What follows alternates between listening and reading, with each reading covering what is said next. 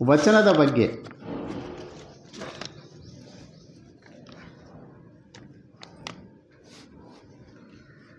ಈ ವಚನ ಅಂದರೆ ನಿಮ್ಗೆ ಅರ್ಥ ಗೊತ್ತದ? ಅವೆಲ್ಲ ಬೇಕಾರೆ ವಚಿಸು ಚಲಿಸು ಎಲ್ಲ ಬೇಕಾರೆ ಹಳೆ ಮಾತುಗಳು. ಆದ್ರೆ ಈ ಶಬ್ದ ಕೇವಲ ಸರಳ ಸಾಹಿತ್ಯದಲ್ಲೇ ಬರ್ತದೆ. ವಚನ ಎಂಬ ಶಬ್ದ ನಿಮ್ಗೆ ಹೇಳ್ತೀನಿ ಅಂದರೆ ಎಲ್ಲ ತಲೆ ಬರ್ತದೆ. ಈಗ ರಾಜ ಮಹಾರಾಜರು ಇರ್ತಾರೆ, ಮೈ ವಚನ ದೇತಾ ಹೂँ, ಯಾವುದೋ ಇಂಥ ಒಂದು ಅಂದರೆ ಅಂಥ ಒಂದು ಪರಿಪಕ್ವ ಆದಂಥ ಇದು ಶಬ್ದ ವಚನ. ಇಂಥ ವಚನ ನಮ್ಮ ಶರಣರು ಏನು ನಮ್ಗೆ ದೇಣಿಗೆ ಕೊಟ್ಟಾರ, ಅದು ನಮ್ಮ ಭಾಳ ದೈವ. ಸ್ವಲ್ಪ ದಿನ ಜರ ಹಿಂದಿನ ವಿಷಯಕ್ಕೆ ಹೋಗ್ತೀನಿ ನಾನು. 14 ಕೋಟಿ ವರ್ಷಗಳು ಆಗಿದ ಮ್ಯಾಕ ಈ ಪೃಥ್ವಿ ಹುಟ್ಟ್ಯದ. ವಿಸ್ಫೋಟ ಆಗಿದ ಪೃಥ್ವಿ ಸ್ವರೂಪ ಆಗ್ಯದ. 14 ಕೋಟಿ ಲಕ್ಷ ಆಗಿಮ್ಯಾಕ ಈ ಪೃಥ್ವಿ ಭೂಮಂಡಲದಿಂದ ಬೇರೆ ಆಗ್ಯದ. ಆದ್ರೆ ಇದು 400 ಕೋಟಿ ವರ್ಷದಿಂದ ಭೂಮಂಡಲ ಏನಾಗ್ಯದ ಅಂದ್ರೆ ಅದು ಒಂದು ಅಗ್ನಿ ಪರ್ವತ ಆಗಿ ಅದು ಹಿಂದೆ ಸರಿ ಏನಾಗ್ಲತ್ತಂದ್ರೆ ಅದು ತಣ್ಣಗಾಗ್ಲಕ್ಕ ಪ್ರಕೃತಿ ರೂಪ ತಾಳ್ಕೋಬೇಕಾದ್ರೆ ಅದಕ್ಕೆ 400 ಕೋಟಿ ವರ್ಷ ಹಿಡ್ತದೆ. ಒಂದಿನ 2 ದಿನ ಹಿಡಿದಿಲ್ಲ. ಯಾಕಂದ್ರೆ ಅಂಥ ಅಷ್ಟು ಅಗ್ನಿ ವಿಸ್ಫೋಟ.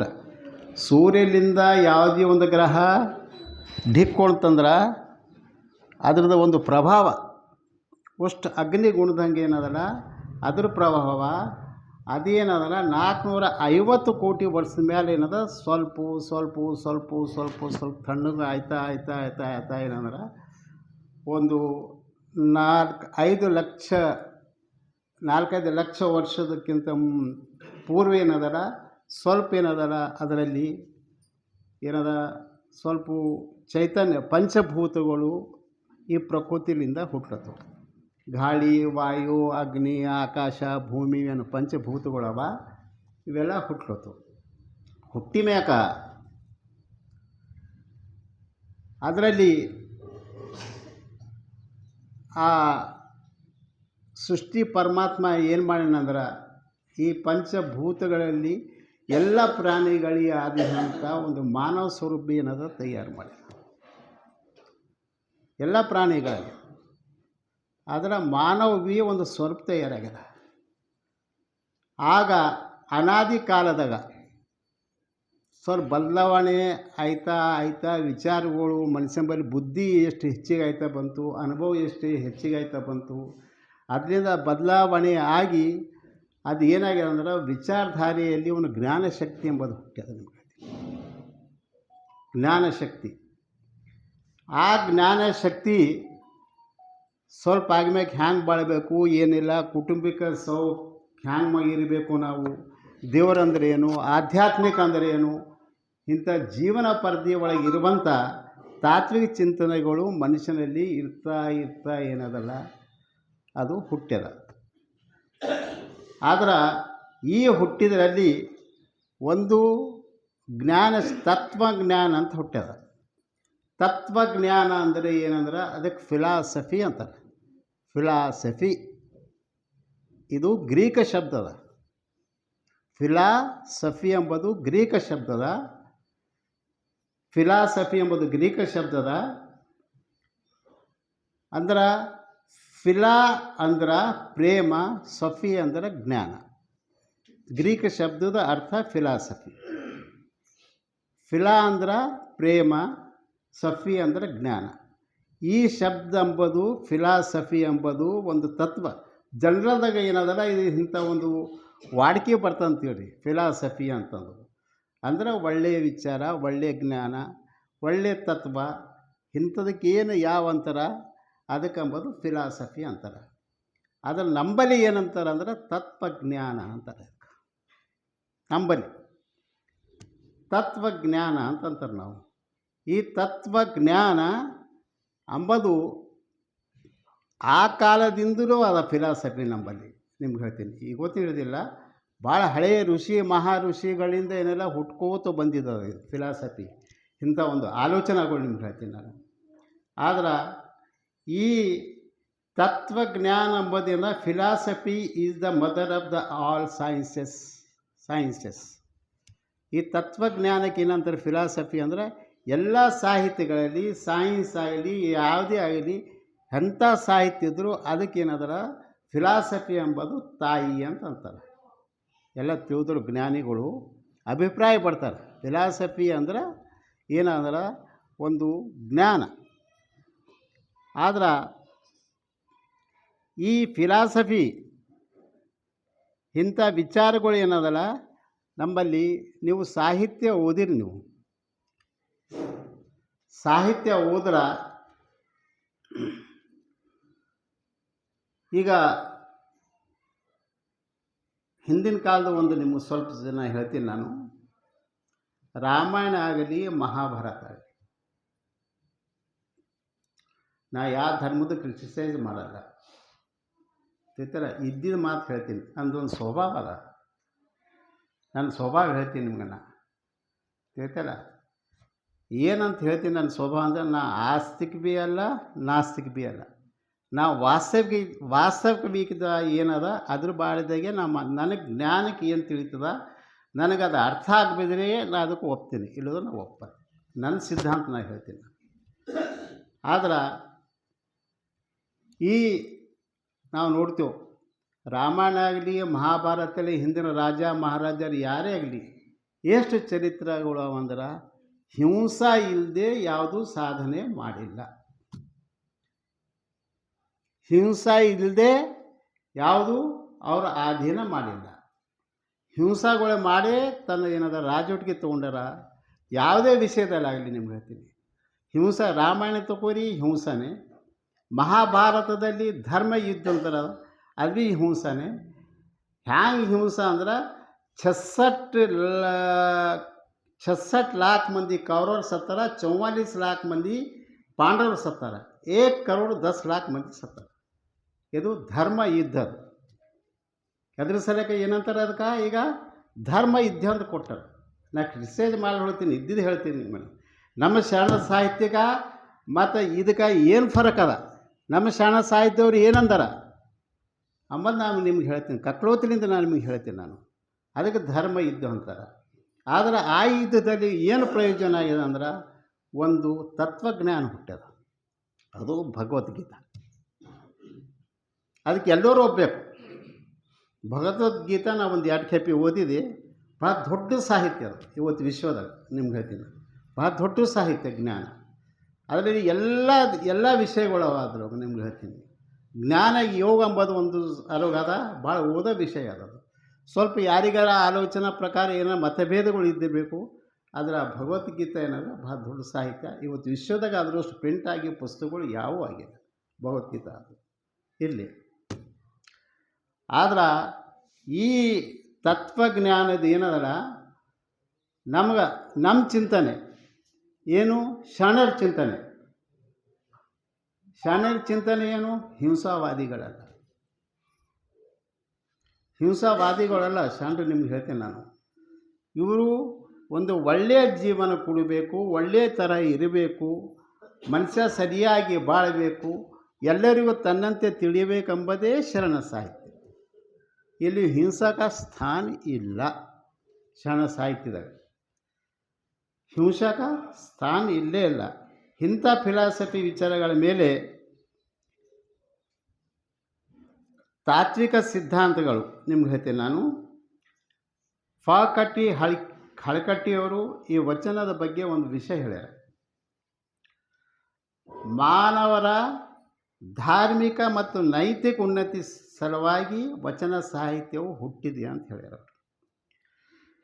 ಮತ್ತು ಎಂ.ಆರ್. ಮೂರ್ತಿಗಳು ವಚನ ಸಾಹಿತ್ಯವು ಸಾರ್ವಜನಿಕ ಸ್ವತ್ತು ಆಗಿದೆ ಅಂತ ಹೇಳ್ಯಾರ ಅವರು. ಯಾರು? ಅವರು. ಈ ವಚನ ಸುಮ್ಮನೆ ನೀವು ಮಾತಾಡಿದ್ದಿಲ್ರಿ. ನಿಮ್ಗೆ ಹೇಳ್ತೀನಿ ನಾನು, ವಚನ ಎಂಬುದು ನಾವು ನೀವು ಮಾತಾಡಿದಂಗಿಲ್ಲ. ಒಂದು ಎಲ್ಲ ಕುಲದವರು ಕುಂತು ಒಂತಲೆ ಕುಂತು ಜಾತಿ ಮತ ಭೇದ ಇಲ್ಲದಂಗೆ ಏನದ ಹೆಣ್ಮಕ್ಳಿಗೆ ಸ್ವತಂತ್ರ ಮಾತಾಡೋಕೆ ಗಂಡಸರಿಗೆ ವರ್ಣ ಭೇದ ಇಲ್ಲಂಗ ಒಂದು ಅನುಭವ ಮಂಟಪದಾಗ ಕುಂತು ಚರ್ಚಿಸಿ ಮಂಥನ ಮತ್ತು ಚಿಂತನ ಮಾಡಿ ಎರಡು ವಿಷಯ ನೀವು ಆಲೋಚನೆ ಮಾಡಿ ಅಂಥ ಹುಟ್ಟಿದಂಥ ಶಬ್ದಗಳೇ ವಚನ ಸಾಹಿತ್ಯ. ಮಂಥನ ಮತ್ತು ಚಿಂತನ ಇಂಥ ತತ್ವಗಳದ ಹುಟ್ಟಿದಂಥ ವಚನ ಸಾಹಿತ್ಯ ಇದು ಎಲ್ಲರಿಗೆ ಉಪಯೋಗವಾಗಂಥ ಸಾಧ್ಯತೆ. ಮನುಷ್ಯಗೇನದ ಒಂದು ಜೀವನ ಶೈಲಿ ಕೊಡುವಂಥ ಇದು ಏನು ವಚನ ಸಾಹಿತ್ಯ. ಕೇವಲ ಧಾರ್ಮಿಕ ಕೇವಲ ಬಸವ ಧರ್ಮದ ಆಗಲಿ ಲಿಂಗಾಯತ ಧರ್ಮದ ಆಗಲಿ ಇದು ಜಾಗೀರಲ್ಲ, ಇದು ವಚನ ಸಾಹಿತ್ಯ. ನಿಮಗೆ ಎಲ್ಲರಿಗೆ ಮಾನವ ರೂಪಕ್ಕೆ ಏನದಲ್ಲ ಎಲ್ಲರಿಗೆ ಸುಶಿಕ್ಷಿತ ಇರುವಂಥ ಮಾಡುವಂಥ ಸಾಹಿತ್ಯ ಯಾವುದಂದ್ರೆ ಗೊತ್ತಾ, ವಿಶ್ವದಲ್ಲಿ ವಚನ ಸಾಹಿತ್ಯ. ಯಾಕಂದ್ರೆ ನಾನು ಭಾಳಷ್ಟು ಅಧ್ಯಯನ ಮಾಡಿದ್ದು ನಿಮ್ಗೆ ಹೇಳ್ತೀನಿ. ನಾನು ಭಾಳಷ್ಟು ಹಿಂದಿ ಸಾಹಿತ್ಯ ಓದಿದೆ ನಾನು, ತಿಳಿದಲ್ಲ. ಆದ್ರೆ ಇಂಥದ ಒಂದು ವಚನ ಸರಳ ಭಾಷೆಯಲ್ಲಿ ಸರಳ ಸಾಹಿತ್ಯದಲ್ಲಿ ನಮ್ಮ ತಿಳಿಯಂಥ ಭಾಷೆಯಲ್ಲಿ ಹೇಳಿದ್ದು ಅಂಥ ವಚನ ಅಂದ್ರೆ ವಚನ ಸಾಹಿತ್ಯ. ಇದಕ್ಕೆ ನಾವು ಯಾಕೆ ಭೀ ನೆಗ್ಲೆಕ್ಟ್ ಮಾಡಬಾರ್ದು ಇಂಥ ಸಾಹಿತ್ಯಕ್ಕೆ. ಆದ್ರೆ ಈ ಸಾಹಿತ್ಯ ವಚನ ಸಾಹಿತ್ಯ ಎಂಬುದು ಈ ವಚನ ಸಾಹಿತ್ಯ ಏನದ ಅಂದ್ರೆ ಮನುಷ್ಯನ ಜೀವನ ಒಂದೇ ಅಲ್ಲ. ನಮ್ಮ ಶರಣ ಸಿದ್ಧಾಂತ ಏನಂತದಂದ್ರೆ ಸಕಲ ಜೀವಾತ್ಮರಿಗೆ ಲೇಸು ಬಯಸುವನೇ ಕುಲಜನು. ನಮ್ಮ ಶರಣ ಸಾಹಿತ್ಯ ಹೇಳ್ತದೆ.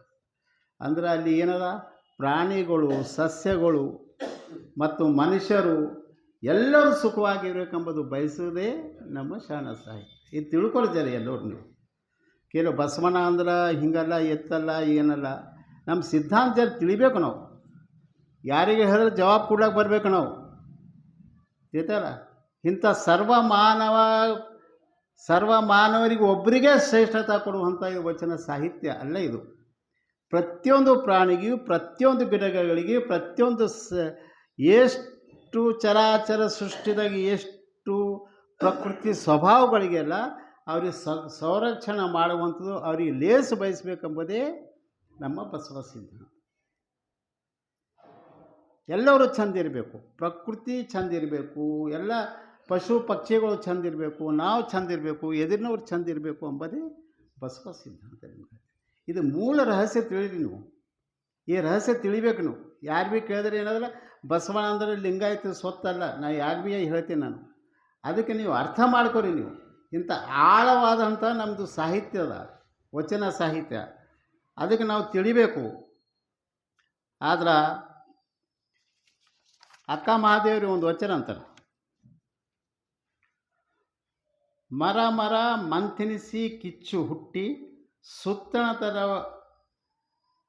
ಮರ ಆದಿಗಳು ಸುಡಲಾಯಿತು, ಆತ್ಮ ಮಂಥಿಸಿ ಅನುಭವ ಹುಟ್ಟಿ ತನುಗುಳಗಳ ಆದಿಗಳು ಸುಡಲಾಯಿತು, ಇದು ಕಾರಣ ನಿಮ್ಮ ಅನುಭವಿಗಳ ವಚನಗಳು ಅನುಭವವು ತೋರಿ ಎನ್ನ ಒಡಗಿಕೊಳ್ಳ ಚೆನ್ನ ಮಲ್ಲಿಕಾರ್ಜುನ. ಎಷ್ಟು ಚಂದ ಹೇಳ್ತಾರೆ ನೋಡ್ರಿ. ಅಂದ್ರೆ ವಚನ ಸಾಹಿತ್ಯ ಅಂದ್ರೆ ಆತ್ಮ ಮಂಥನ ಮಾಡಿ ಯೋಚಿಸಿ ಬರ್ತಂಥ ವಚನ ಸಾಹಿತ್ಯ ಇದು ಯಾವ ಏನೆಲ್ಲ ಕಥೆ ರೂಪದಾಗ ಇದೇ ರೂಪದಾಗ ತಗೋಬಾರ್ದು. ಶರಣರು ತನ್ನ ಜೀವನದಲ್ಲಿ ಯಾಕೆ ಭೀ ಇದಕ್ಕೆ ಅಕ್ಷರ ಕ್ರಾಂತಿ ಅಂತಾರೆ, ವಚನ ಕ್ರಾಂತಿ ಅಂತಾರೆ. ಇದಕ್ಕೆ ನಿಮಗೆ ಹೇಳ್ತೀನಿ ನಾನು. ನಮ್ಮ ಶರಣ ಸಾಹಿತ್ಯದಲ್ಲಿ ವಚನ ಚಳವಳಿ, ಅಕ್ಷರ ಕ್ರಾಂತಿ ಇಲ್ಲದ್ರೆ ಶರಣ ಕ್ರಾಂತಿ ಅಂತಾರೆ. ಇದು ಇವ್ರ ಕಡಿಂದು ಯಾಕೆ ಭೀ ಏನದಲ್ಲ ವಿದ್ಯಾರ್ಥಿಗಳು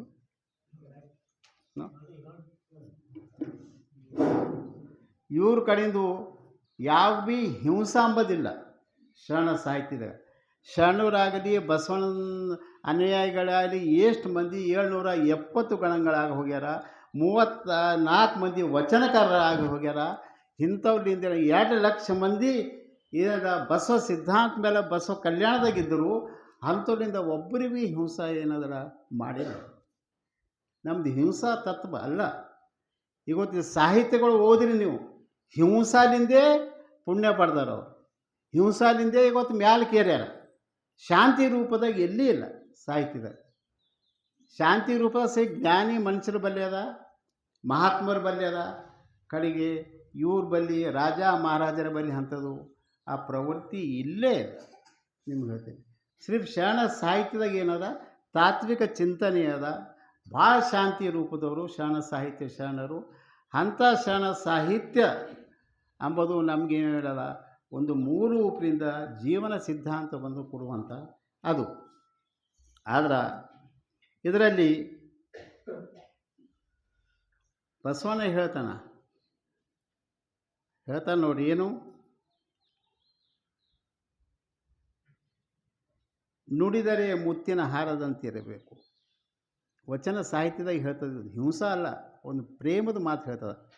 ನುಡಿದರೆ ಮುತ್ತಿನ ಹಾರದಂತಿರಬೇಕು, ನುಡಿದರೆ ಮಾಣಿಕ ದೀಪ್ತಿ ಅಂತಿರಬೇಕು, ನುಡಿದರೆ ಸ್ಫಟಿಕದ ಶಲಾಖೆ ಅಂತಿರಬೇಕು, ನುಡಿದರೆ ಲಿಂಗ ಮೆಚ್ಚು ಹೌದು ಹೌದು ಎನ್ನಬೇಕು, ನುಡಿಯೊಳಗೆ ನಡೆಯದಿದ್ದರೆ ಕೂಡಲ ಸಂಗಮ ಎಂಥವರಿವನಯ್ಯ.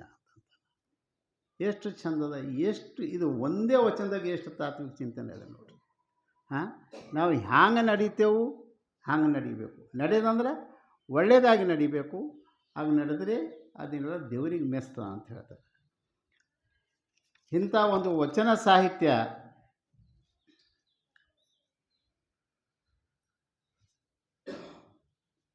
ಬಗ್ಗೆ ನಾವು ಸ್ವಲ್ಪ ಜರ ಹಿಸ್ಟ್ರಿ ತಗೊಂಬೋಣ. ನಮಗೆ ವಚನ ಸಾಹಿತ್ಯ ಸಿಕ್ಕ್ಯದಂದ್ರೆ ನಮ್ಗೆ ಭಾಳ ದೊಡ್ಡ ದೈವ ಈ ವಚನ ಸಾಹಿತ್ಯ. ಅನುಭವ ಮಂಟಪದಲ್ಲಿ ಶಾಂತರಸ ಅಂತ ಒಬ್ಬರು ಭಕ್ತರು ಇರ್ತಿರು. ಅವ್ರೇನದಲ್ಲ ವಚನ ಸಾಹಿತ್ಯಗಳು ಏನು ಮಾಡ್ತೀನಿ ಅಂದ್ರೆ, ಅಲ್ಲಂ ಪ್ರಭು ಹೇಳಿ, ಅಕ್ಕ ಮಾದೇವ್ ಹೇಳಿ, ಯಾರೇ ಹೇಳಿ, ಅವ್ರದ್ದು ಸಮಗ್ರ ವಚನಗಳು ಒಂದೇ ತಲೆ ಲೈಬ್ರರಿ ಹೆಂಗೆ ಬೇರೆ ಬೇರೆ ಬೇರೆ ಬೇರೆ ಮಾಡಿ ಕಟ್ಟಡ ಮಾಡಿ ಇಕ್ತಿರು. ಇವತ್ತು ಅಲ್ಲಂ ಪ್ರಭು ಒಂದು ವಚನ ಹೇಳ್ಯಾರ ಅಂದ್ರೆ ಅದು ಅವರು ಇದ್ರದಾಗೆ ಇಕ್ತಿರು. ಅವರೆಲ್ಲ ಶಾಂತರಸ ಅಂತ ಆತನ ಹೆಸರು ಎಲ್ಲಿ ಬರಲ್ದು. ಆತ ಮಾಡಿದಷ್ಟು ತಂದ ಶರಣ ಸಾಹಿತ್ಯದಾಗ ಯಾರೂ ಮಾಡಿಲ್ಲ. ಇವತ್ತು ನಮ್ಮ ಶರಣ ಸಾಹಿತ್ಯ ಸಿಗಲ್ದು ಭೀ ಇತ್ತು, ನಿಮ್ಗೆ ಹೇಳ್ತೀನಿ ನಾನು, ಸಿಗಲ್ದು ಭೀ ಇತ್ತು ಆತ ಮಾಡಿದ್ರೆ ಹೋದ್ರೆ. ಎಲ್ಲ ಏನದಲ್ಲ, ಎಲ್ಲ ರೂಪಗಳು ಎಲ್ಲ ಅಕ್ಕ ಮಾದೇವಿ ಹೇಳಿ, ಸಿದ್ದರಾಮ್ ಶರಣ ಹೇಳ್ರಿ, ಯಾರೇ ಹೇಳ್ರಿ, ಎಲ್ಲರೂ ಏನದಲ್ಲ ವಚನ ಸಾಹಿತ್ಯ ಅವ್ರ ಘಟ್ಟಗಳು ಕಟ್ಟಿ ಬೇರೆ ಬೇರೆ ಬೇರೆ ಕೆಲವರು ಯಾರು ಶರಣ ಸಾಹಿತ್ಯದ. ಆದ್ರೆ ಇದಕ್ಕೆ ನಮ್ಗೆ ಉಳಿಸ್ಕೋತ ಬಂದಾರ ಶರಣ ಸಾಹಿತ್ಯ. ನಿಮ್ಗೆ ಹೇಳ್ತೀನಿ,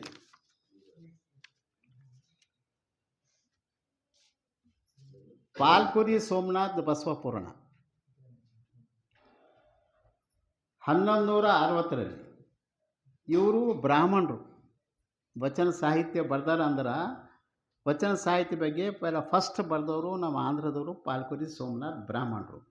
ಅದಾದ ಮೇಕ ಹರಿಹರ ಬಸವರಾಜ ರಗಳಿ ಅಂತ ಬರ್ತಾರೆ. ಇವರು ಹಂಪಿದವರು 12ನೇ ಶತಮಾನದಲ್ಲಿ. ಭೀಮಕವಿ ಬಸವ ಪುರಾಣ ಅಂತ ಬರ್ದಾರ. ಇವರು ಬ್ರಾಹ್ಮಣರು 1370ರಲ್ಲಿ ಬರ್ದಾರ. ಲಕ್ಕನ ದಂಡಕೇಶ ಶಿವತತ್ವ ಚಿಂತಾಮಣಿ ಅಂತ ಬರ್ದಾರ ಸಂಸ್ಕೃತದಲ್ಲಿ. ಸಿಂಗರಾಜ ಅಮರ ಬಸವ ಚರಿತ್ರ 15ನೇ ಶತಮಾನದಲ್ಲಿ. ಕಂಚಿ ಶಂಕರಾಧ್ಯಾಯರು ಬಸವ ವಿಜಯ ಅಂತ ಬರ್ದಾರ, ಅವರು ಬ್ರಾಹ್ಮಣರು. ಹಿಂಗೆ 8 ಬಸವ ಪುರಾಣಗಳು ಅವ್ರಿಗೆ. ಅವ್ರ ಪರಂಪರೆಯಲ್ಲಿಂದೇ ನಮ್ಗೆ ಒಂದು ಸಾಹಿತ್ಯ ಸಿಗ್ತಾ ಬಂದದ. ಹೆಂಗೆ ಅವ್ರ ಪರಂಪರೆಯಲ್ಲಿಂದೇ. ಇನ್ನು ಹಳೆಯರು ಇವರು ಬರೆಯಲು ಹೋದ್ರೆ ನಮ್ಗೆ ಸಾಹಿತ್ಯ ಸಿಗೋದು ಭಾಳ ಮುಷ್ಕಿಲಿತ್ತು. ಅದಾದ್ಮೇಕ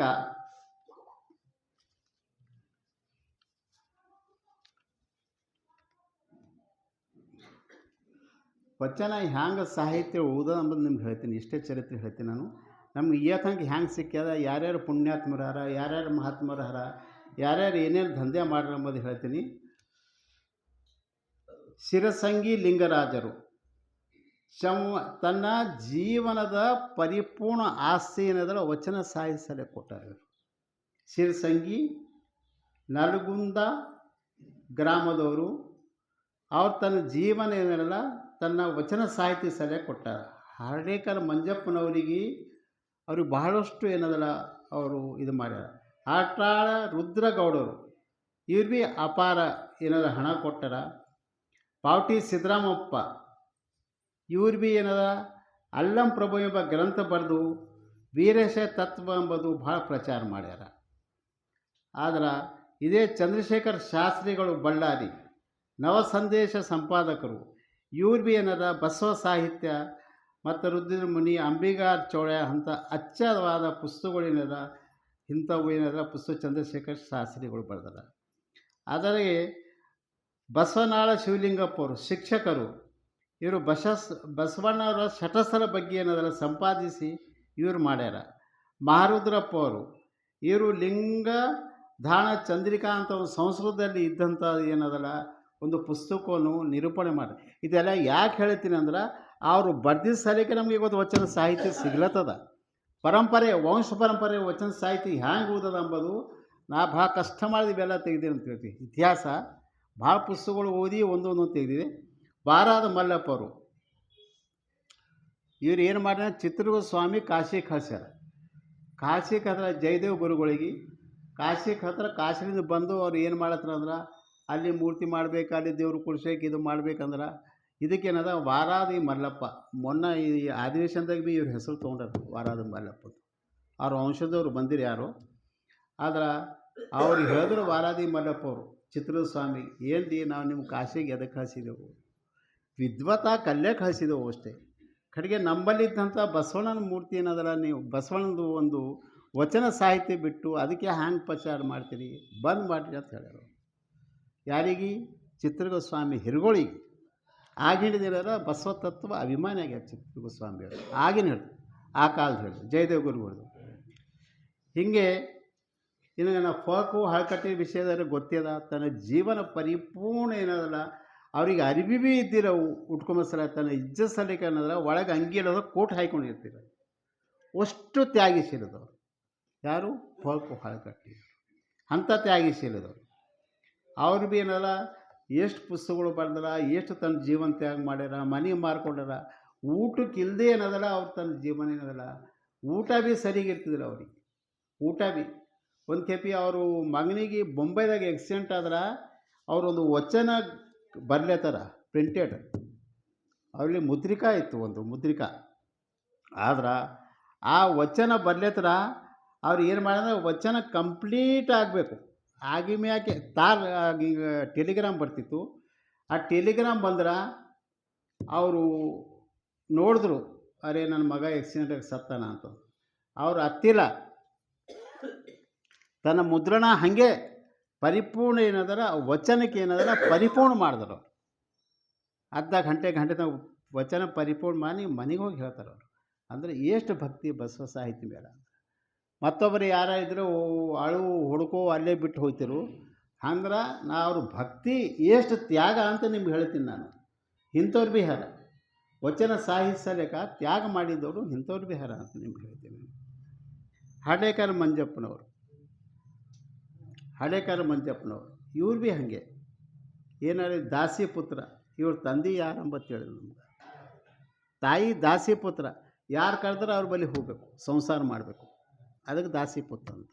ಯಾರು ಕರೆದ್ರೆ ಹೋಗಬೇಕು, ತಂದೆ ಹೆಸರು ಇಲ್ಲ. ಆದ್ರೆ ಇವರು ಖಾಲಿ ಒಂದೇ ವಚನ ಮೇಲೆ, ಬಸವಣ್ಣ ಒಂದೇ ವಚನ ಮೇಲೆ, ದಾಸಿ ಪುತ್ರನಾಗಲಿ ವೇಷ ಪುತ್ರನಾಗಲಿ ಶಿವದೀಕ್ಷೆಯಾದ ಬಳಿಕ ಸಾಕ್ಷಾತ್ ಶಿವನೆಂದು ವಂದಿಸಿ ಪೂಜಿಸಿ ಪಾದೋದಕ ಪ್ರಸಾದ ಕೊಂಬುದೇ ಯೋಗ. ಹೀಗೆಲ್ಲ ಉದಾಸೀನ ಮಾಡಿದವರಿಗೆ ಪಂಚಮಹಾಪಾತಕ ನರಕ ನೋಡ ಕೂಡಲ ಸಂಗಮ.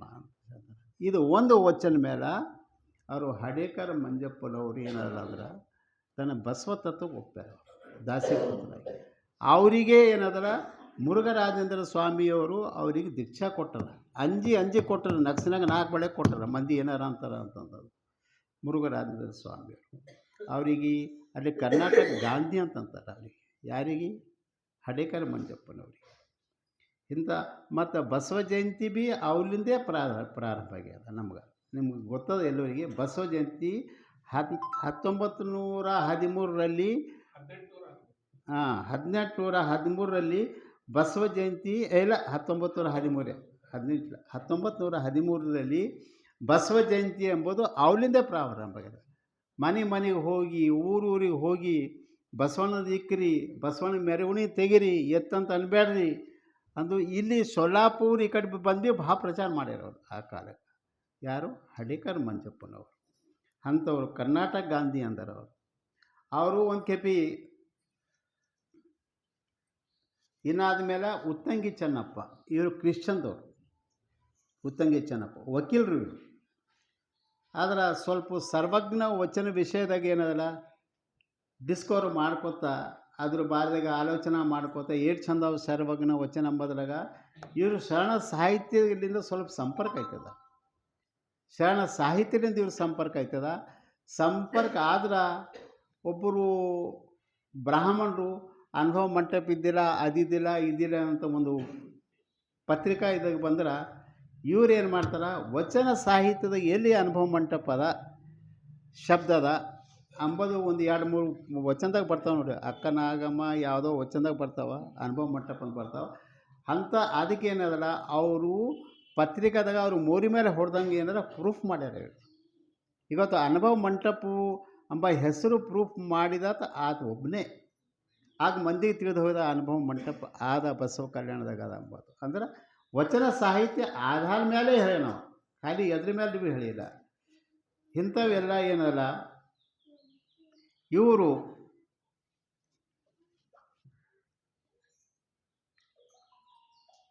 ಇಂಥ ಒಂದು ಮಹಾನೀಯರು ಎಲ್ಲ ನಮ್ಗೆ ಏನದ ವಚನ ಸಾಹಿತ್ಯಕ್ಕೆ ಕೊಟ್ಟಾರ. ಇವತ್ತು ನಿಮ್ಗೆ ಹೇಳಬೇಕಾದ್ರೆ ನಿಮ್ಗೆ ಹೇಳ್ತೀನಿ ನಾನು, ನಮ್ಮದು 4 ಕಂಬಗೌಡ್ರಿ ನಮಗೆ ವಚನ ಸಾಹಿತ್ಯ. 4 ಕಂಬಗಳು ಹೆಂಗಂದ್ರೆ ವಚನ ಅದ್ರ ಮೇಲೆ ಆಧಾರ ಮೇಲೆ ಇವತ್ತು ನಾವು ನಿಂತಿದ್ದೆವು. ಫೋಕು ಹಳಕಟ್ಟಿ ಒಬ್ಬರು, ಹಡೇಕರ್ ಮಂಜಪ್ಪರು. ಅದು ಫೋಕು ಹಳಕಟ್ಟಿದ ವಚನ ಸಾಹಿತ್ಯ ಊರೂರು ಹೋಗಿ ಪ್ರಚಾರ ಮಾಡ್ಕೊತ ಬಂದು ಏನಲ್ಲ ಅದು ಅವರು ಸಂಗ್ರಹ ಮಾಡಿ ನಮ್ಗೆ ಕೊಟ್ಟಂಥ ಒಂದು ಬುತ್ತಿ. ಹಡೇಕರ್ ಮಂಜಪ್ಪನವರು ಬಸವಣ್ಣನ ಪ್ರಚಾರ ಮಾಡಿ ಊರೂರು ಪ್ರಚಾರ ಮಾಡಿ ಇಲ್ಲಿ ತನಕ ಸೊಲ್ಲಾಪುರ ಗುಲ್ಬರ್ಗ ತನಕ ಭೀ ಬಂದಾರ ಅವರು. ಅಂಥ ಪ್ರಚಾರ ಮಾಡಿ ಏನಲ್ಲ ಬಸವಣ್ಣನ ಬಗ್ಗೆ, ಬಸವ ಜಯಂತಿ ಬಗ್ಗೆ ಮತ್ತು ಅಕ್ಕ ಮಹಾದೇವಿ ಬಳಗ ಅವೆಲ್ಲ ಅವರೇ ಫಸ್ಟ್ ಮಾಡಿದವರು ಹಡೇಕರ್ ಮಂಜಪ್ಪನವರು. ಅವ್ರು ಭೀ ಏನದ ನಮ್ಗೆ 2ನೇ ಸ್ತಂಭ. ಇನ್ನು 3ನೇ ಸ್ತಂಭ ಅಂದ್ರೆ ಚೆನ್ನಪ್ಪ ಮುತ್ತಂಗಿ. ಚೆನ್ನಪ್ಪ ಮುತ್ತಂಗಿ ಈಗೇ ಹೇಳಿದ್ನಲ್ಲ ಅಡ್ವೊಕೇಟ್ ಇದ್ದರು, ಅವರು ಕ್ರಿಶ್ಚನ್ರು ಇದ್ದರು. ಮತ್ತು ಅನುಭವ ಮಂಟಪ ಆದ ಅಂತಂದು ಪ್ರೂಫ್ ಮಾಡಿದಾರ ಅವರು 3ನೇ ಸ್ತಂಭ. 4ನೇ ಸ್ತಂಭ ಅಂದರೆ ಲಿಂಗಾನಂದ ಸ್ವಾಮಿ. ಈ 19ನೇ ಶತಮಾನದಾಗ ಲಿಂಗಾನಂದ ಸ್ವಾಮಿ ಇಲ್ಲಿ ಹೋದ್ರೆ ನಾವಿಲ್ಲಿ ಅನುಭವ ಮಂಟಪ ಇರೋದಿತ್ತು, ನಾವಿರಲಿದ್ದು ಯಾರಿರೋದು. ನಿಜವಾಗಿ ಹೇಳ್ತೀನಿ ನಾನು, ಯಾಕಂದ್ರೆ ಅವರಿಂದ 1.5 ಮಹಿನ ತಿರುಗಿದೆ ನಾನು. 68ದಾಗ ನಂಗೆ ಅನುಭವ ಅದ ಇಲ್ಲಿ ಬಂದಾಗ. ಆದ್ರೆ ಇಷ್ಟು ಒಂದು ವಿಚಿತ್ರ ಮನುಷ್ಯರು ಅವರು ಸಾಹಿತ್ಯ ವಿಷಯದಾಗ ಯಾರಿಗೆ ಕೇಳಲಿದ್ದೀರಿ, ಯಾರಿಗೆ ಕೇಳಲಿದ್ರು ಲಿಂಗಾನಂದ ಸ್ವಾಮಿ ಅವ್ರ ಭಾಷಣ ಕೇಳಿ ನಾವು ನಾಗೇಂದ್ರಪ್ಪರು ಗೊತ್ತಿದ್ರು ಸ್ವಲ್ಪ ಏನಾರ ಕಡೆಗೆ ನಾವು ಪಾಂಡ್ರಂಗ ಗುಡಿಗೆ ಇಕ್ಕಿದ್ದೇವೆ. ಅಲ್ಲಿ ಅವ್ರಿಗೆ ಫಸ್ಟ್ ಭಾಷಣ ಇದು ತಗಡ ಇದು ಬಸವದೇವ ಗುಡಿ ಬಲ್ಲಿ ಫಸ್ಟ್ ಭಾಷಣ ಇದ್ರೆ ಅವ್ರು ಏಕದೇವ ಉಪಾಸನ ದೇವ್ರಿಗೆ ಬೈಯೋದು ಶುರು ಮಾಡಿದ್ರು. ಆ ಬಿಸ್ಗಂ ರಾಚಯ್ಯ ಅವರೆಲ್ಲ ಏನಂದ್ರೆ ಅಂದ್ರೆ ಹಳೆಪ್ಪ ಚಂದ್ರ ನಾಭಿ ಇರ್ತಿದ್ದಲ್ಲಿ ಇವ್ರಿಗೆ ಇಲ್ಲಿಂದ ಪೈಲ ಖಾಲಿ ಮಾಡಿರಿ ಅಂದರು.